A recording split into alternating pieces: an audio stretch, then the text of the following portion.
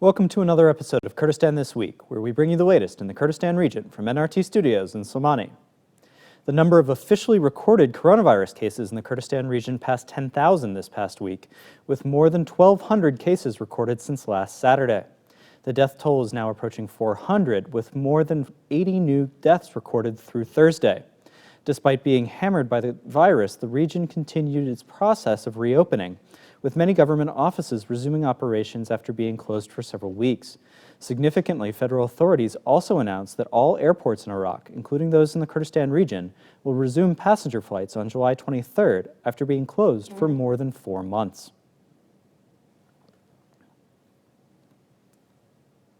Kurdistan Regional Government Prime Minister Masroor Barzani participated in a ceremony laying the foundation stone for the new 100-meter road in Sulaimani last Saturday, hailing it as a fulfillment of a promise made by his administration to restart the project after construction was delayed several years ago. The 100-meter highway, which refers to the width of the roadway, was designed in 2011, and preliminary work was well on its way before being paused because of the financial crisis in 2014. Also in attendance were KRG Deputy Prime Minister Qubad Talabani and Sulaimani Governor Haval Abu Bakr, along with cabinet officials and representatives of Kaiwan Group, which is the primary contractor for the project.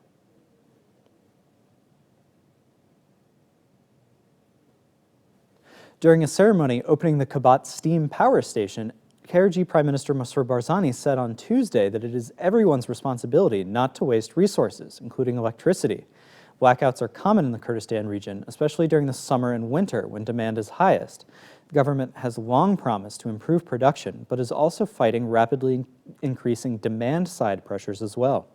Barzani said that the new power plant, which was built in partnership with 2 Korean companies, would increase overall electricity production by 10%.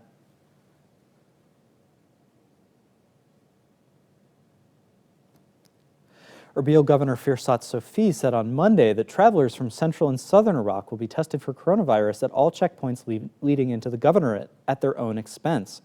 During a press conference, Sofi said that local officials were working to have the new system in place starting this week.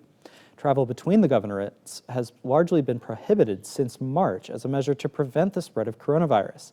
He said that the tests would cost no more than 50,000 Iraqi dinars, or about $42. Amid initial confusion from the press conference, the governor's office later issued a clarifying statement saying that the order did not apply to travelers from other parts of the Kurdistan region.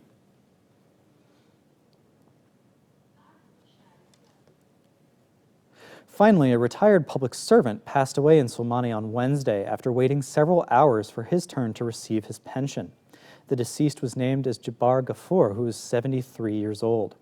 According to one witness, Ghafoor had been waiting in the queue from 8 a.m. until around noon, but that his turn had not come yet because of a large number of people ahead of him in line. He appeared to become unwell and stepped out of line, sitting in the shadow of a tree before collapsing. Pensions and government salaries are typically dispersed monthly in cash, which often results in long lines on payday.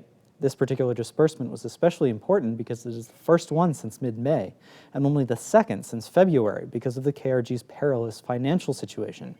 Disbursements typically occur at banks or offices, which provide few accommodations for elderly or disabled pensioners and public servants, who often queue outside until their turn comes with space limited inside.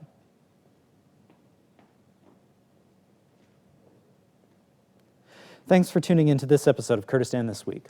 If you'd like more information on these stories and others, check out our website, nrttv.com/en, and be sure to like us on Facebook and follow us on Twitter.